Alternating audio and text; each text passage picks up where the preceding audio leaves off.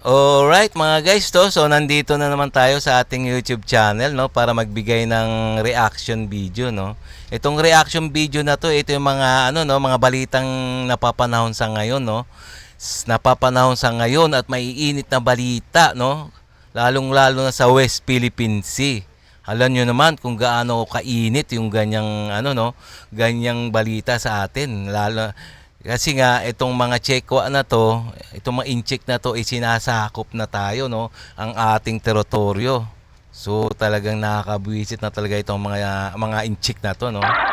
So okay, no. So ang bibigyan natin ng reaction, ito yung galing kay Good News Philippines, ha. So please, paki-subscribe din sa kanya, no. And also, kung bago ka pa lang sa aking channel, mga guys, please, like and subscribe na lang muna bago tayo mag-umpisa. Okay? Itong bibigyan natin ng reaction, itong pamagat, yung US missile system nasa Pilipinas na. PBBM hindi atras sa China. Yun, ang galing, ha. To good news nga talaga to, mga guys, no. Yung mga missile ng Amerika nasa Pilipinas na. At si Pangulong PBBM ay hindi atras talaga sa China. Okay, no, umpisa na natin, no, at magbigay na tayo ng reaction, okay?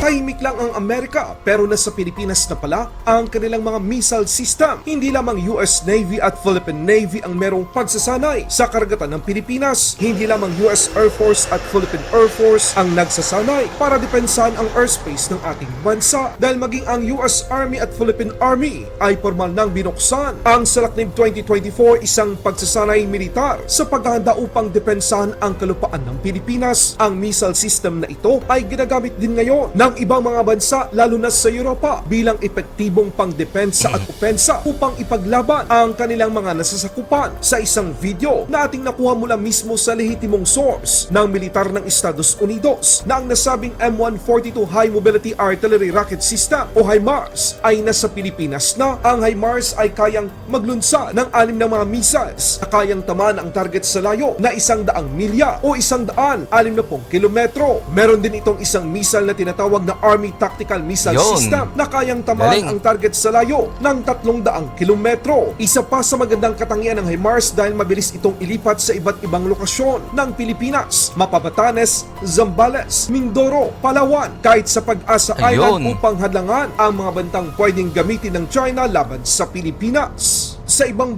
okay, no. So tingnan niyo naman, ang US, talagang naka-ready na, nakahanda na.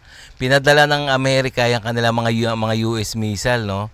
US missile system sa dito sa ating bansa. Nang sa ganun talagang naka-ready na ba? Naka-ready na sa dito kasi nga itong mga China na to napakaganid talaga, no? So talagang gusto na talaga nila masakop sa buong West Philippine Sea. So talagang dadaanin nila sa dahas mga barko ng China, ang barko ng ng Pilipinas, no. So kaalyado nga natin itong US. So naka-ready na sila, no, nagpadala na para in case na magkaroon ng sigalot talaga, nandiyan na. So okay, magandang balita to, no, mga guys. So diretso pa natin. balita naman, Pangulong Marcos Jr. nagsalita na tungkol sa issue ng tinatawag na Gentleman Agreement sa pagitan ng China at ng dating administrasyon. Laking gulat daw ng Pangulo kung bakit kinumpromiso nila ang ating teritoryo, soberanya at karapatan sa soberanya sa isang sikretong kasunduan sa People's Republic of China. Well, it turns out we don't know. It is a secret agreement. We don't know anything about it. There is no documentation. There is no record. There is no. We were not briefed when I came into office. Walang nagsabi sa amin na merong ganung usapan. So we were trying to really up to now, because from the former administration, iba-iba ang sagot eh. Sabi ng isang opisyal na dating government official under the previous administration, there's no such agreement. Sabi naman ng isa, no, there is. And Oo nga, magulo. Sabi naman ng iba, maganda yan. Sabi ng iba, hindi maganda yan. Hindi pa namin alam kung ano ba talaga yung agreement na yan. But, kung ay ang sinasabi sa agreement na yan, na kailangan tayo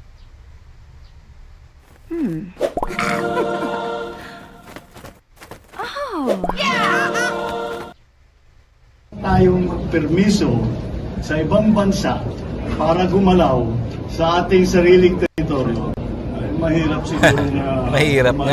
siguro sundan yung kanyang klaseng agreement. I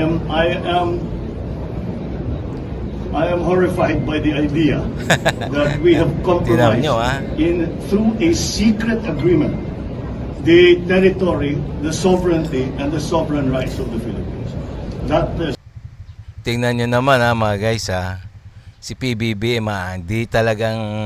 hindi niya talaga tatanggapin yung mga gentleman's agreement na nakaraang administrasyon, no? Talagang napaka-horrified daw sa kanya. So okay to si PBBM, no? Talagang kung susundan niya raw yon, talagang napaka-bobo na talaga ng administrasyon niya. Pag susundin niya yun yung dating administrasyon. May mga secret gentleman niya agreement na yan. Wala naman sa batas yan .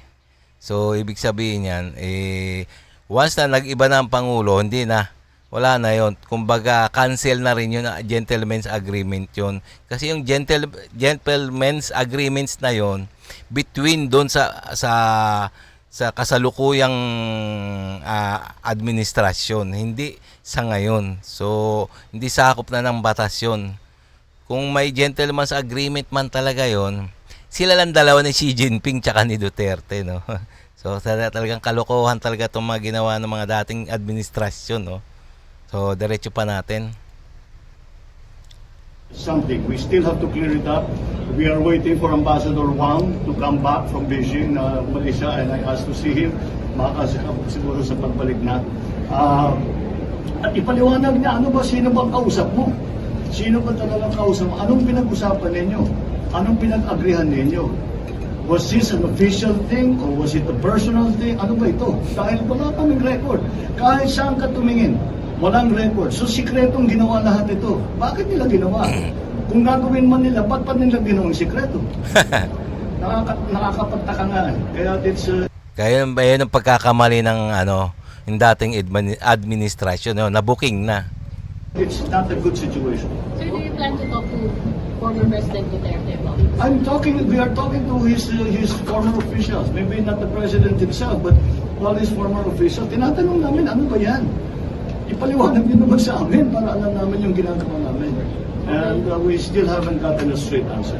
Balitang international naman tayo mga kabayan. Mismo Talagang naguguluhan si PBBM, no? Dahil nga itong mga pinasok ng mga dating administrasyon, talagang secret talaga, magulo, na wala sa wala sa batas. Kumbaga parang kumilos sila yung dating administrasyon, kumilos sila ng hindi naayon sa batas ng Pilipinas, no? So maling-mali talaga, no? So dapat talaga to hindi talaga sundan ng ating pangulo ngayon, no? Commander ng Indo-Pacific Command ay bumilib sa ginawang diskarte at pulisiya ni Pangulong Marcos Jr. sa isyu sa West Philippine Sea, lalo na ang ginawa nitong paglahad ng iligal na gawain ng China at ang karahasan na ginagawa ng China sa mismong bakuran ng Pilipinas. Maliit lang ang bansang Pilipinas, ngunit binangga nito ang China sa paraan na hindi nagawa ng ibang mga bansa. First, the leadership of President Marcos as it applied to the challenges and the dangers that are being... Ayan si commander ng Indo-Pacific, no? Pinakamataas na commander ng Indo-Pacific ng US, no? Sa show nagsalita na, no? Maski si Aquilino, yan, no? Ayan. Talagang maling-mali talagang ginagawa ng mga Chekwa, ng mga itong mga Incheck, no? Tingnan niyo sa itsura niya, galit na galit talaga sa Incheck, So talagang babanatan niya talaga Incheck once na magkamali na ngayon. Placed on his force by the PRC.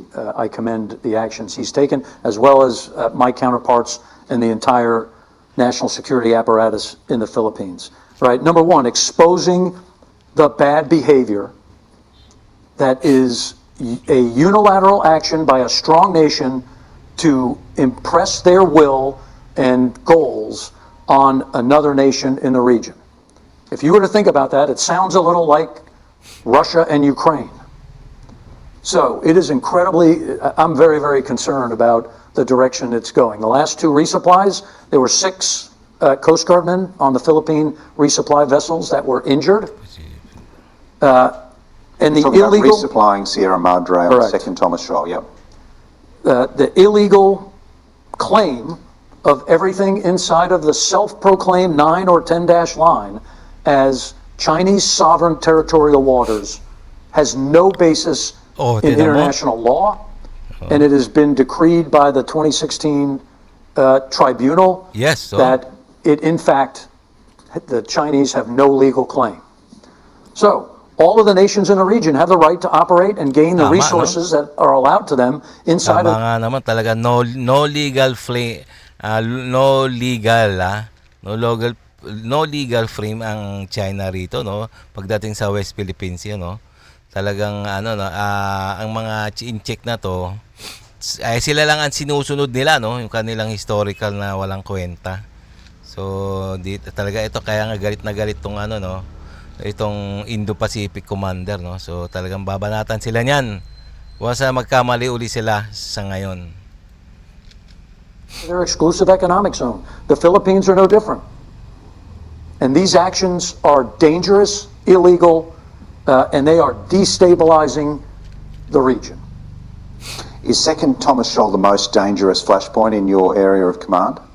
Yeah, I'm very concerned about what's happening at Second Thomas Shoal, and because that's self-explanatory. We have physical actions from the PRC, as you've seen on the video, of 2 Coast Guard ships and what they call a fishing vessel, but is actually a part of the military militia controlled by the CCP to prevent the resupply of those forces on the Sierra Madre. And like I said, 6 sailors hurt. So, what's next, and how far are they willing to go in that area? And that's the one that's most exposed and seen. But those actions are similar around the rest of the region. The Japanese have a problem with Chinese aggressive behavior in the vicinity of the Senkaku Islands. Malaysia has issues at Laconia Shoals. Indonesia has issues at Natuna Island, and the Vietnamese have a broad set of concerns. And, lastly, we see the same behavior on the Indian border. So this is not isolated. This is about the PRC trying to gain territorial space unilaterally through force. Ang video na ito ay hatid sa inyo ng Tignan nyo mga guys, ha. Talagang tama, nakakaintindi si Indo-Pacific Commander, no, si Aquilino, no. Talagang alam niya istorya, alam niya na tama ang nasa tama ang Pilipinas, no. At mali naman siyempre ang mga in-check, itong mga Chekwa na to na nananakop sa ating teritoryo, no. So talagang alam niya ang batas. So talagang lalabanan niya talaga ang in-check, no, laban sa Pilipinas. So talagang ayun ang mahigpit na utos. Siyempre utos din ng presidente ng Amerika, no. So okay, no, sana nga matakot na yung mga in-check na yan, no, sa mga gagawing hakbang ng Amerika. So okay, no. So hanggang dito na lang tayo, no. So kung nagustuhan niyo yung mga ganitong reaction video, please like and subscribe na lang muna bago tayo magtapos. Okay?